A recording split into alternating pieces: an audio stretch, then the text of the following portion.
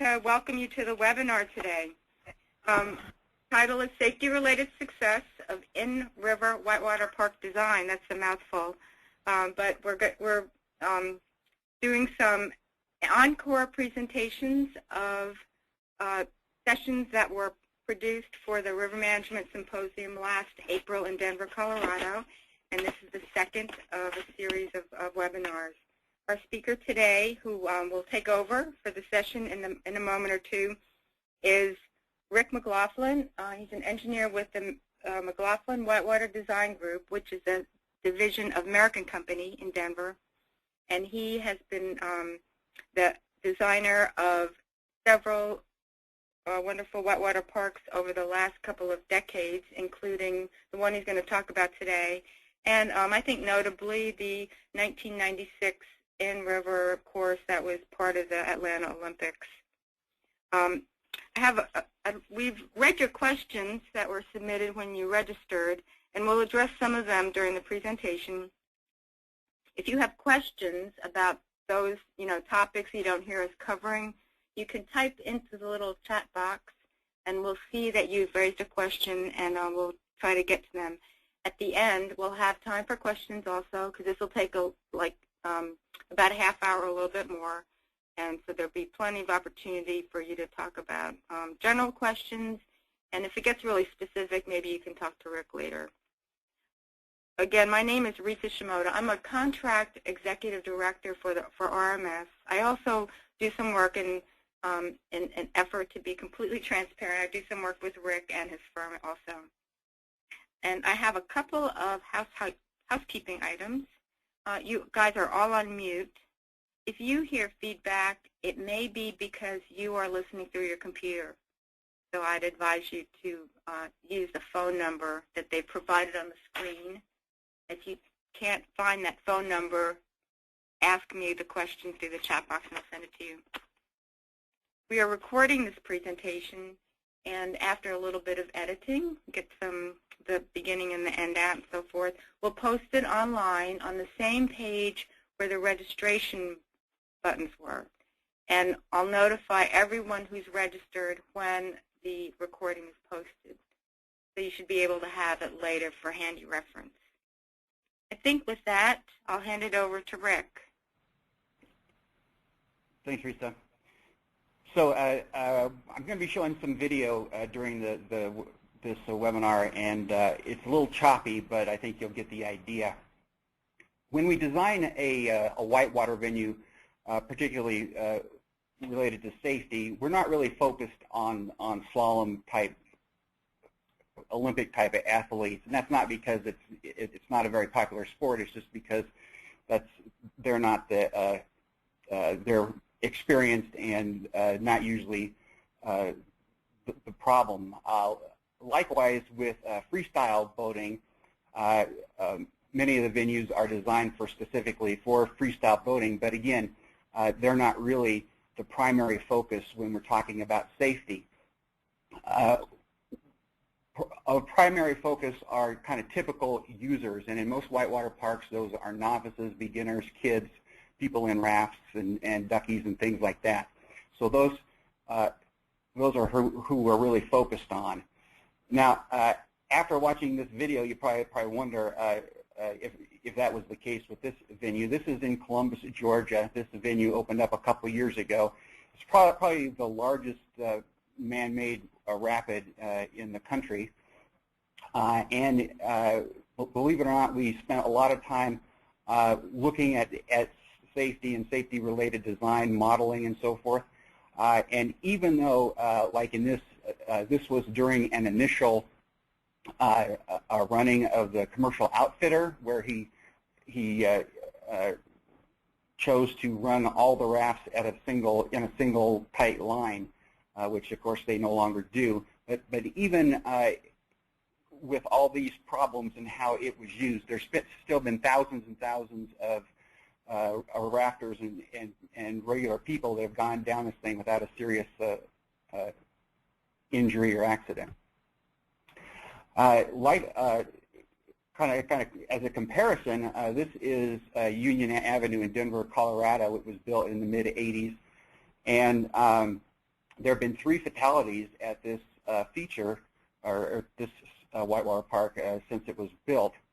So even and that's even at these kind of low flows that you see in the picture. So even though it doesn't look very dangerous, and it's really not dangerous, there's still some issues that were some designy issues related to it that could have been improved, and that we actually later did improve. In other presentations at the conference, we talked about kind of why whitewater parks are built. Kind of the primary users are novices and people, spectators, and various considerations and liabilities and pitfalls. But this talk is really focused on safety.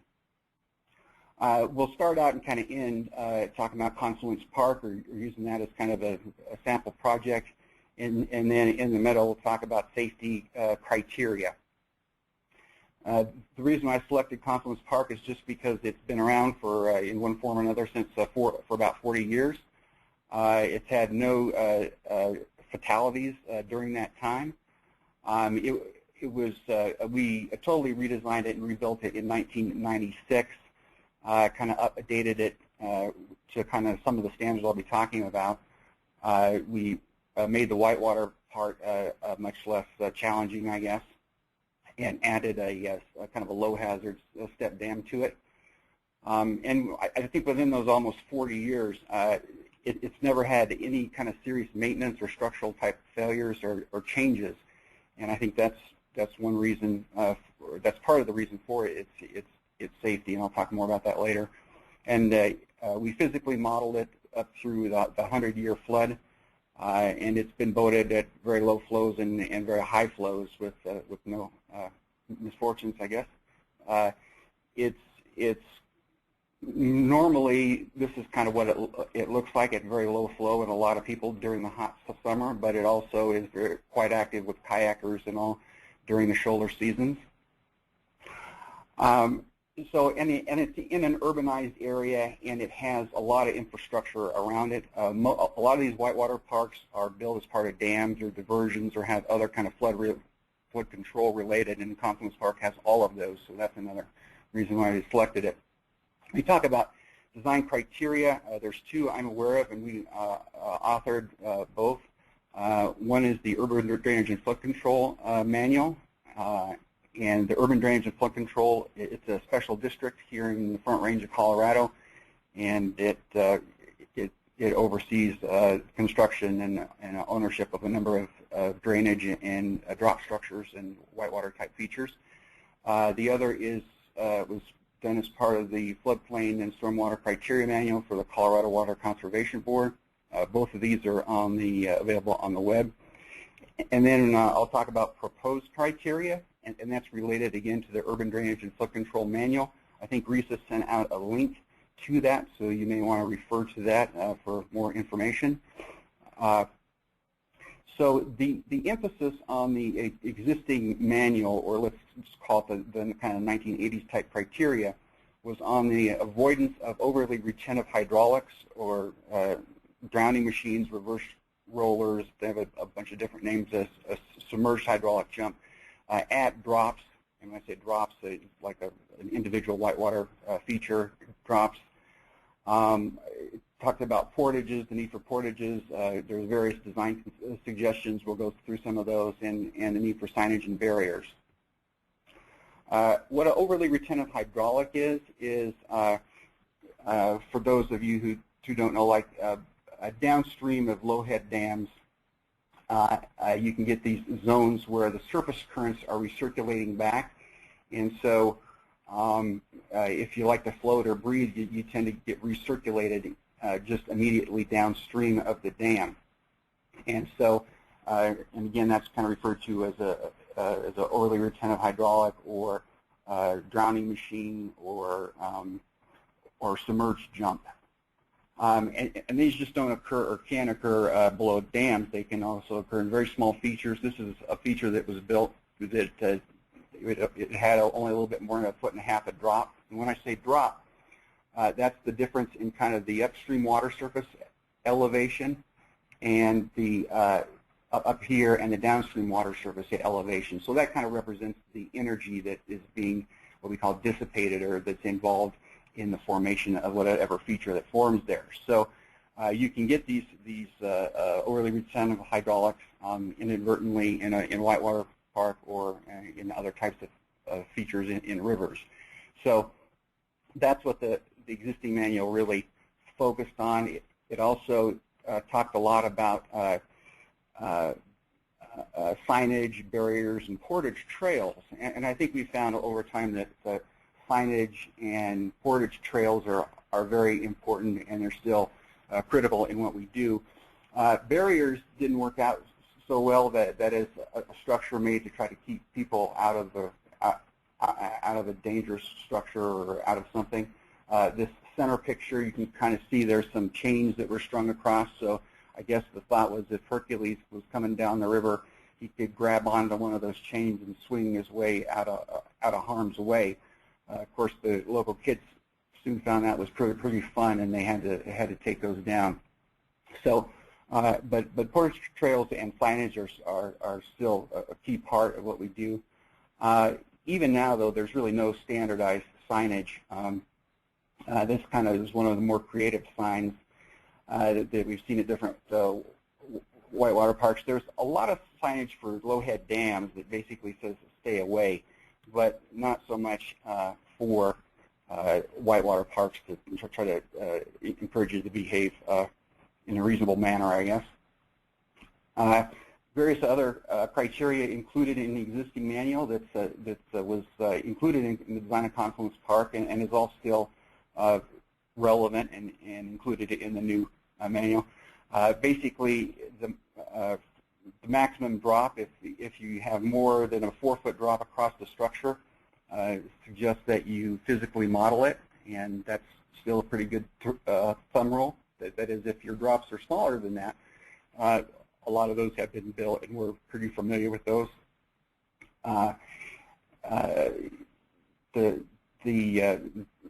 The type of venue needs to be compatible with the public and the reach that it's on, access, stability of the structure, peer review of the design is still important, and tuning, that is the allowing for structural modifications or refinements after it's built, is still very important. But tuning shouldn't be confused with the need to repair something if it falls apart or kind of long-term performance issues. It's kind of a one-time deal after it starts up. Other criteria that really weren't included in Confluence Park, but are, again, there are more recommendations than criteria. There's various hydraulic parameters that are suggested. Basically, slopes of structures 10 to 1 is a common one, and that's still a pretty good starting place. And then things such as what we call pilot rocks, or things to make it evident where rafts and whitewater users are supposed to go. There's basic criteria in the manual that applies to all types of structures built in the district, and those apply to whitewater features as well. The need for a professional engineer to design them, and the fact that it shouldn't worsen flooding what you're doing. A lot of times when these are built at dams or diversions and things, it's not a problem. But if you go and just want to build a structure in the middle of a reach, usually it's pretty tough to do just because of floodplain impacts. And then there's structural design criteria, and then there's criteria that makes the structure survivable during high flows. I think there's a strong link between safety and structural reliability, structural durability. There's been a number of structures that have been built that have fallen apart or needed significant repairs or maintenance, and these have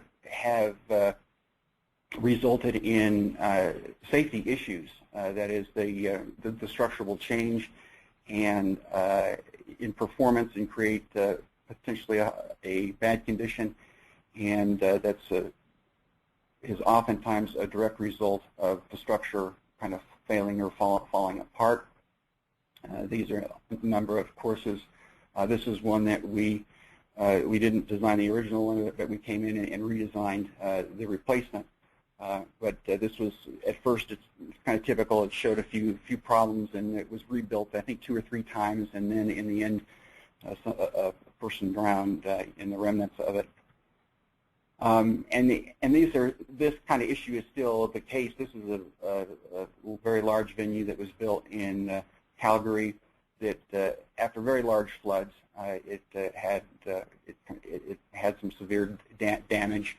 But even before that, there was a drowning within the venue. So, in summary, the existing manual has an emphasis on, it's focused on drops or actually features rather than kind of the whole river. The criteria that was suggested has proven over time to be quite valuable and appropriate. Basic hydraulic design criteria, kind of those basic things, is still critical, even more so than a typical structure. And but over the past decade, or decades really, we've learned a lot about that criteria, and we've kind of moved things along. So there was this need for kind of a revised or updated criteria, and that's that proposed criteria that's in the link that Reese had sent.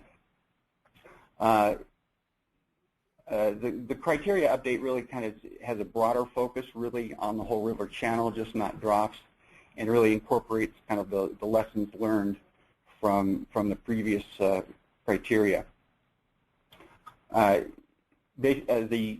The basic criteria is re-emphasized. That is, there wasn't really a problem within the district with things falling apart or not being sealed by professional engineers, but outside of the district, that has been probably more common than it should be. There's also kind of been, again, permitting nationwide, kind of some permitting issues sometimes, and the environmental impacts. So all of this is kind of restated in the new version of the criteria, and I think it's still just staying with the basic criteria avoids a lot of problems. As far as lessons learned, we've been working for a long time on how to avoid overly retentive hydraulics. These are physical. This is the physical model of the project that you saw in Columbus with all the rafters. There's, I think, about over 10 feet of drop in this particular feature, and so even though it's quite intimidating, the focus on avoiding kind of the overly retentive hydraulics was really a key part of this design, and has proven to be very successful. So it's kind of an extreme application of what we learned kind of back in the 80s on how to avoid overly retentive hydraulics. There's also a whole host of kind of new suggestions. One kind of came from Charlie Walbridge, which is just a kind of an objective to make things look as difficult as they are. I think you get into problems a lot of times when there's kind of hidden or unobvious hazards that folks aren't aware of. So we really want to make things look as difficult as they are, or more. Computer modeling has really advanced on the practical side really within the last 5 years or so, and so we suggest using two-dimensional modeling on all types of projects, just kind of more advanced tools than we used to have. I could spend another half an hour on this slide here talking about all those particular issues, but these are all pretty much listed out and discussed in the proposed criteria, so you may want to take a look at those. But these criteria are kind of more river-wide, more broad. They would apply to things other than just a drop. I don't think the interest in technology and safety-related design is over. It's still quite challenging. We're always asked to do more things and address more issues. One, for instance, is aesthetics and trying to use less grout. Grout is kind of concrete that's typically put in between the boulders to keep them structurally together and also to avoid foot entrapment. So when you eliminate grout, then you have to really be concerned with structural stability and also just creating hazards that you would otherwise not have. Likewise, the big deal is fish passage. Integrated fish passage is a good deal, and it's been done successfully a number of times, but a lot of things that they do, particularly for high-performance rough and channel fish passages, don't work very well for whitewater, as you can kind of envision from these photos of some features that have been designed by the Bureau of Reclamation that are really quite good for fish passage, but kind of create obvious hazards. As I say, a lot of these features, like the ones we designed in Boise, are built around diversions and flood control infrastructure. So you have to be concerned with getting people around this type of infrastructure and kind of implications there.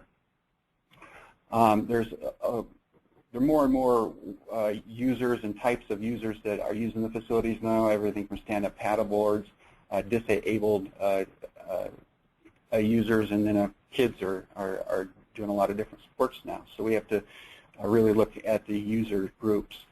And I think going forward, right now, river surfing is becoming extremely popular. In fact, at that venue in Boise, which you'll see in a second here, right here, there's more river surfers than kayakers. Well, that really wasn't envisioned so much when we designed it. But going forward, we have to kind of think about how these things could be used in the future, and those uses will probably change. So getting back to Confluence Park, just to kind of wrap up here, going through a few of the specific safety features of Confluence Park. Basically, Confluence Park, see if I can get my cursor going here. So this is a dam. You can see where my cursor is, and that used to go all the way across the river. On this bank is a diversion where they take water off. So the features of Confluence Park are basically we have this whitewater bypass that goes around this dam, the step dam. So in the design of this, we looked at this channel that works very well from flows as little as 50 CFS to 500 and to thousands of CFS, because it's in the bottom of a river and has to incur all those flows. We used concrete inverts in the center because a lot of kids are skidding, kind of swimming down them, and we wanted to reduce the abrasions and things. We didn't use guide rocks, but we have a system of buoys and warning buoys to guide people to the whitewater passage. We included a lot of eddies that actually weren't included in the very initial one, which helped a lot with ingress and egress, getting out of the river, and also with traffic, so to keep to make it safer when a lot more people are using it. As I said, we physically modeled it and designed it to not only withstand flood flows and high flows, but also to be boatable throughout that entire range of flows, or at least low hazard. We included a step dam, as I say, in the 90s. That step dam does not form an overly retentive hydraulic, but at the same time, it kind of employs that philosophy of making it look as hazardous as it is. People don't go over that because it looks bad, and it would be, but it's avoided because of how it looks. And then at the same time, we've taken infrastructure such as the diversion and intake works and kind of put that away distance-wise from the primary users. So those are some of the features that we employed at Confluence Park, which is, of course, a multi-use kind of a facility. So with that, I'll open it up to questions or take from there. Well, thanks, Rick. Before we go to any questions, I don't see them being typed in. Well, I've got one. But I wanted to thank, I know some of you guys are here from the National Park Service. I wanted to thank the Rivers Trails Conservation Assistance Program, because they're supporting this webinar series. We got one question from Angie Torres, and she asked about the link to the manual. She said it's hard to download, or she can't download it on her computer. So if anyone else is having that trouble, we'll get another version of the document that's available for you. I'm not sure what's going on with that. Okay, let me see if I think we have another question. Oh, here we go. William Westcott asks, do these parks change the river channel significantly? They can. If you're locating one at an existing dam, then they have much less of an impact. So if there's an existing dam or structure there, then the river is pretty much controlled and impacted already. If you're looking at building one in a kind of an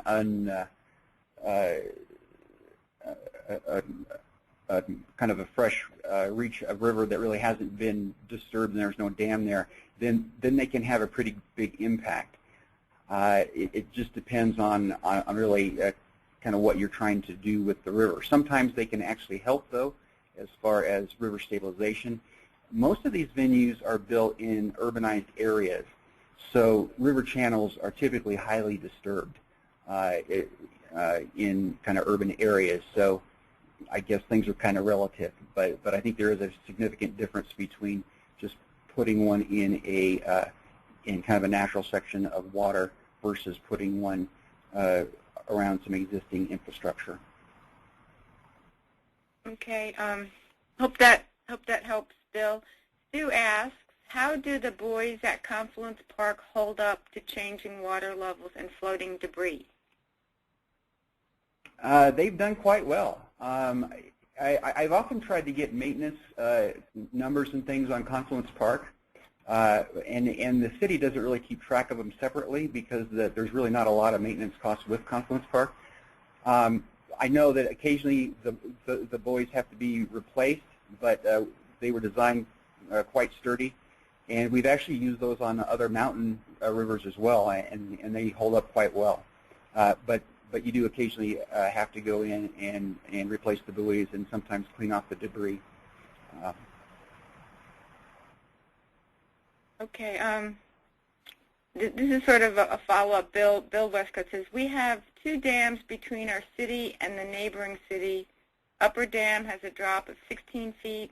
Lower dam, half a mile down, has a drop of 12 feet. So I guess it's sort of the follow-up to, does the park change the river? Well, you kind of, I think you addressed it maybe. Well, I think those certainly with that drop you could build you could probably pretty much, depending upon how much flow is there, you could build pretty much whatever type of venue you want. We typically kind of relate venues to kind of their draw. So as far as like a quality of venue, there'd be like a local draw, a regional draw, a national draw, and an international draw. So certainly with that amount of drop at either dam, there's enough drop there, and assuming there's good flow to build whatever you want in that category. If you were trying to reduce costs, I suppose you would want to that you kind of that would be would cost more to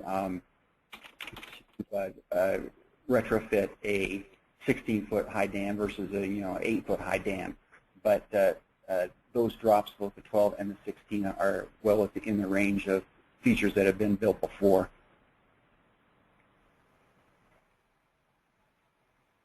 Kind of on the upper end. Okay, here's a question from Frank. Have you removed dams and replaced them with a whitewater park? If so, please talk about the effect on the river channel and subsequent real estate value changes. That's a good one. That's a good question. So probably the one that I mentioned in Columbus, Georgia, that included the removal of 2 dams. They were actually historic dams. And basically the river had been very screwed up, I guess, or impacted over the years or over the millennium, and so we replaced those with various small features and structures that formed recreational whitewater. I think probably it's probably going to be one of the most economically successful projects in the country, if not the world. It kind of took this town that was really dead. It reminded me of Ghost Town in Wyoming when I first started going down in the mid-'90s. Now, if you go down, there's 2 college extensions.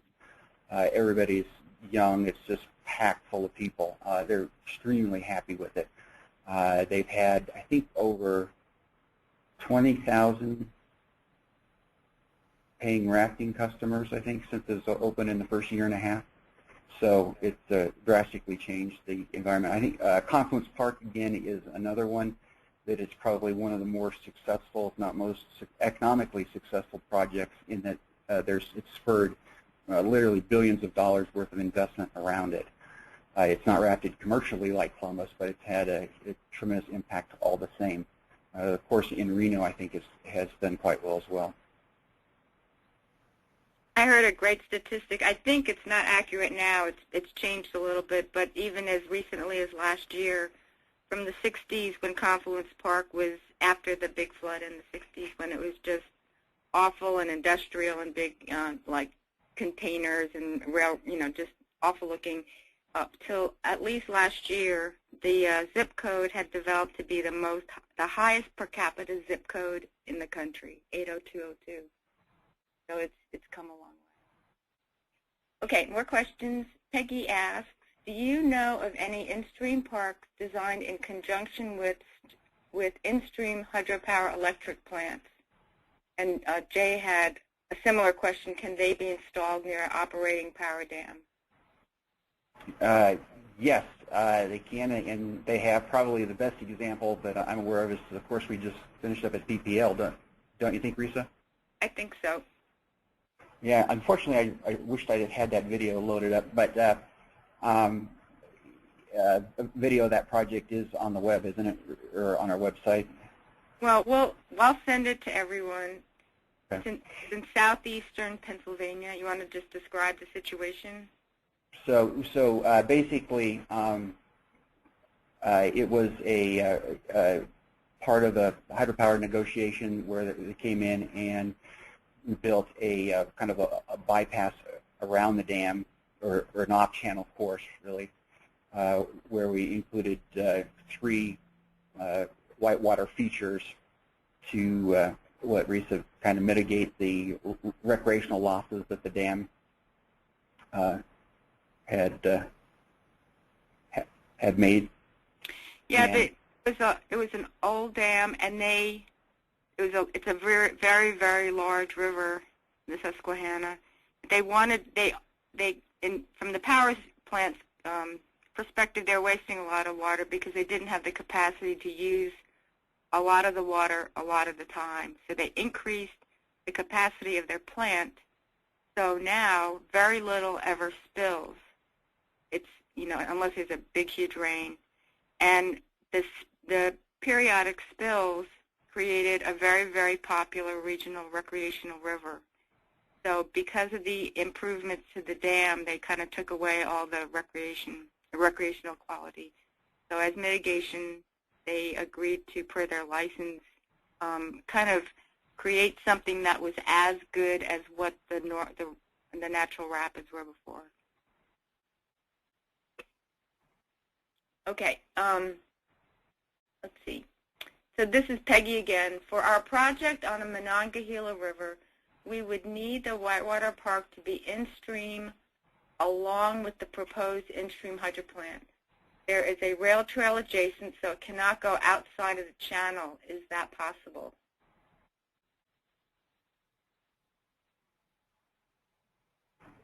It's hard for me. I think it's hard for me to say definitively one way or another without looking at it.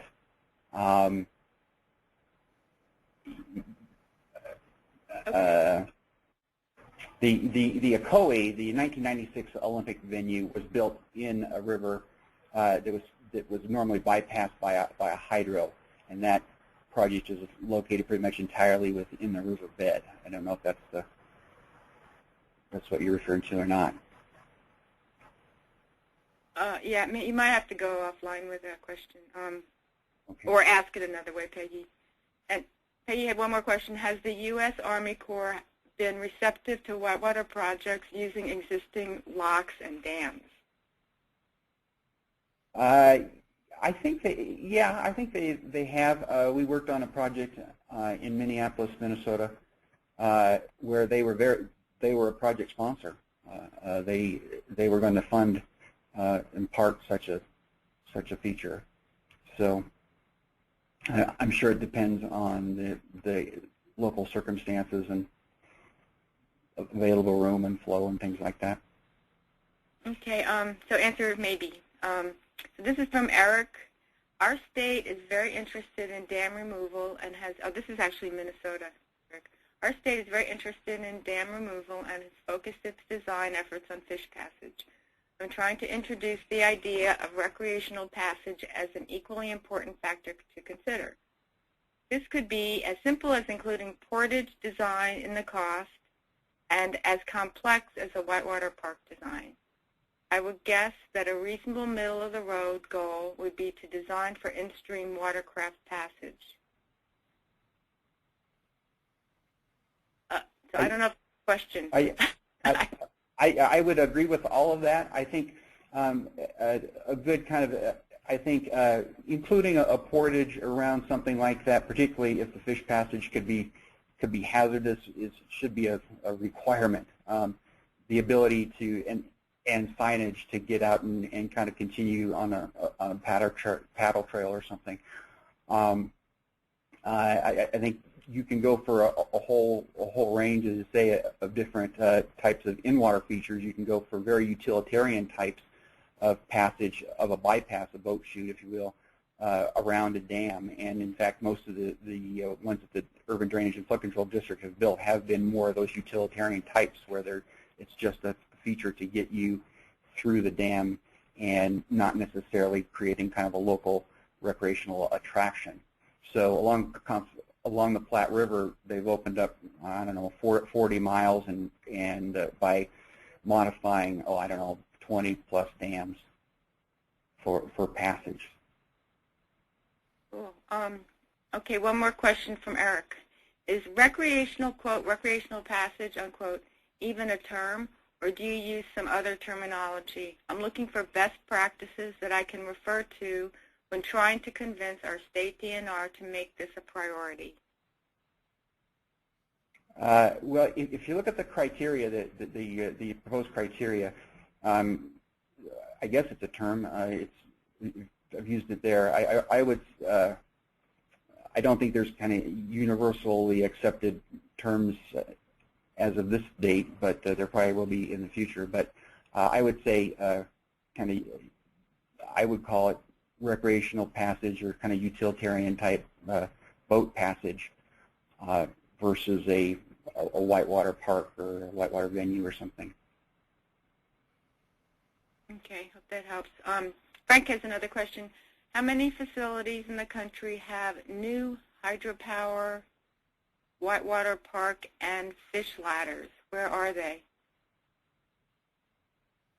Frank, Yeah, I asked, do you mean that facilities that have all of those in one place? That's what it sounds like. Yes, he says. So the question was whitewater passage and fish passage? Do we know of a new hydropower facility that has whitewater park and fish ladders? The first facility, FERC-regulated facility that had fish passage and whitewater passage was in Horseshoe Bend, which we designed in the later 80s, and that's there. I'm not sure there's others right now. And that's on the Payette River, and if you've heard of the bladder in Horseshoe Bend, that's what that means. That's what that facility is. I don't know, Risa, are you aware of any others that have been built? I don't think so, and the reason why is that Whitewater, if there's a Whitewater Park that's adjacent to or somewhere around a hydropower dam, it's usually there during, as a result of some kind of mitigative action and funding.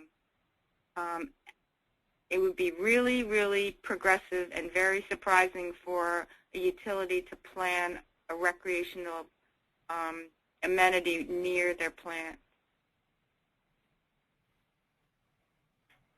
So I don't think there are any now.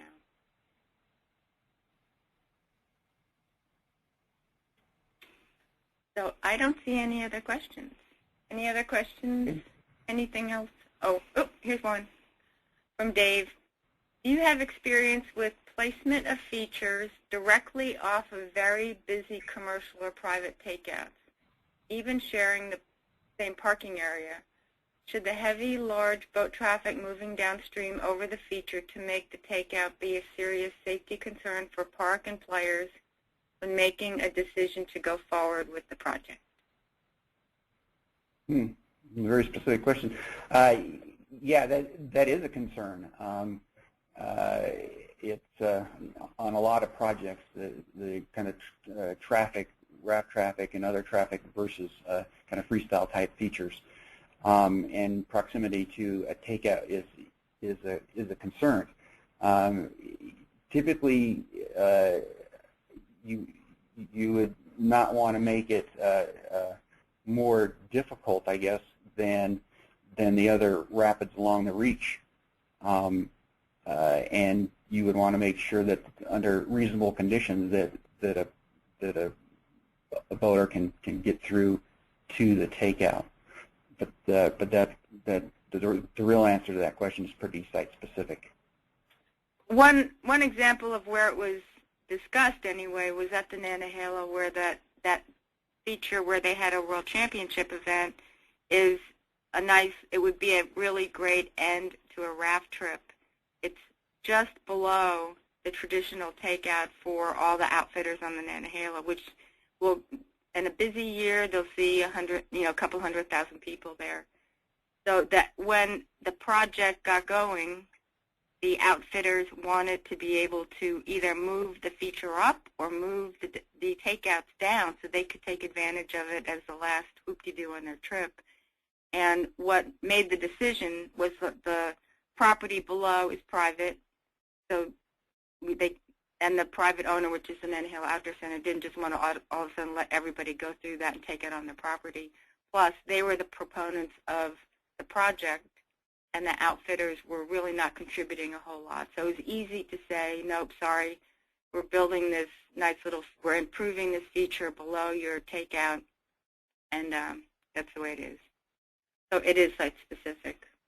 But if there's something fun, all the rafts and, commercial users will want to be involved. So it's definitely something that where a balance is needed to be created. Let's see. Are you aware of this, Angie? Are you aware of any relicensing that hasn't involved increased capacity or made other changes where the licensee funded whitewater development downstream or in a bypass reach, either voluntarily or involuntarily? Am I aware of where they have or haven't? Where the licensee funded development around the bypass reach either voluntarily or involuntarily. I'll assume that involuntarily meant that there were some mitigation or funds available that subsequently got used for recreation. The only one I'm aware of is PPL, which was the project I talked about in Holtwood. I'm not aware. I'm aware of others that tried and didn't work or didn't make it. Right. Like there was one example where in California, in the North Fork, the Feather, there were 3 reaches that were relicensed to have now regular whitewater flows. It's been going on for several years. And there was a reach below that's a Class 5 reach, and the mitigation funds were set aside but probably won't ever be used because very few people go there. So one of the advocates locally was trying to get some of those funds to increase the quality of whitewater at the takeout, the Class 3 section. So the money was pretty much available, but the power company, PG&E at the time, had absolutely no interest.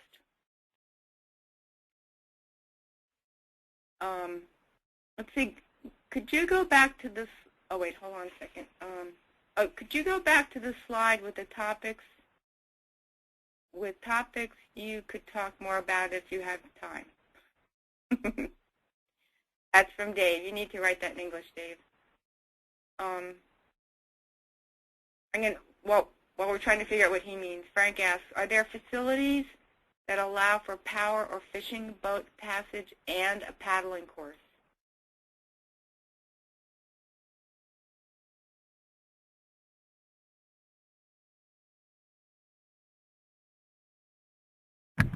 Facilities that allow powerboat passage, was that the question? For boat passage, power or fishing boat passage and a paddling course. The Horseshoe Bend was designed actually for jet boats to go up it, so it's straight and ugly. I think that's the only one I'm aware. That's the only one I think that we've designed for actually upstream type passage. A lot of the venues we designed, like we're working on the redesign in Gunnison, where they want to run it downstream fishing rafts and dories and things. So that's something that we're looking at. But that's primarily non-motorized craft. I think one of the reasons for that also is the proponents of recreational improvements are usually related to commercial or private human-powered craft outfitters or users.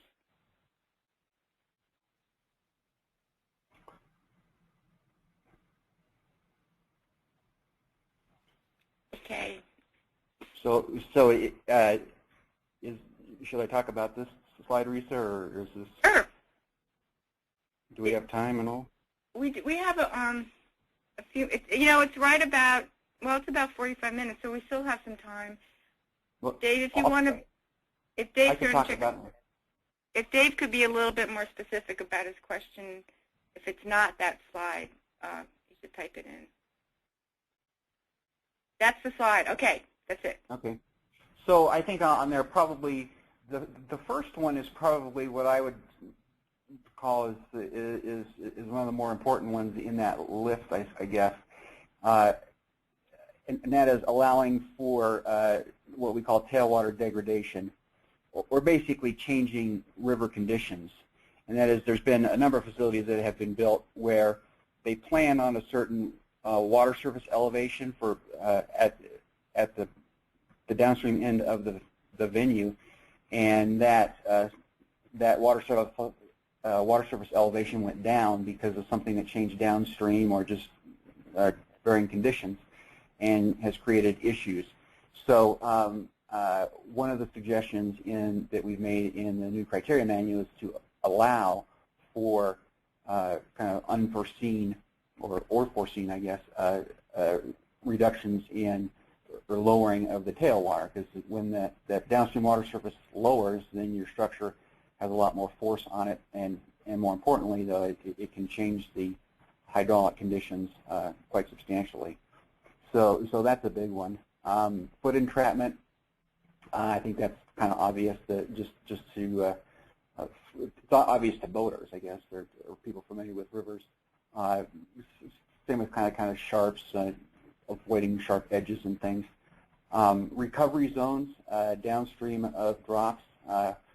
For old guys like me that with bad shoulders and just kids and everybody else, it's nice to have bigger pools below big drops.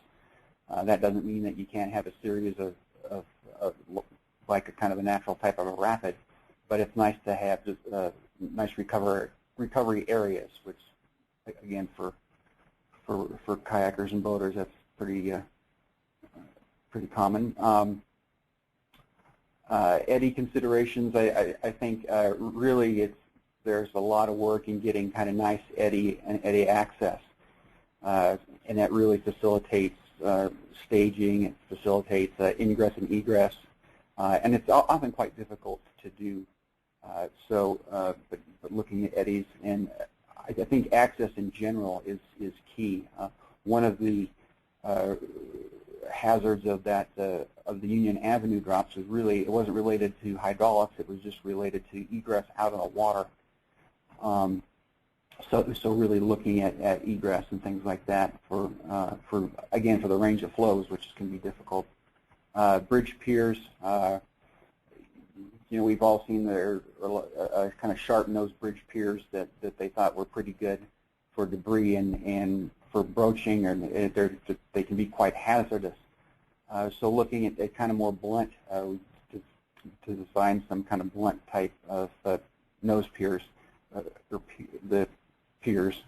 But just looking at impingements, and that's particularly true, I think, nowadays with a lot of folks are using wood and woody debris and things and screens on rivers for stabilizations or for intake. So looking at impingements is a big deal. Strainers. Are there any other questions?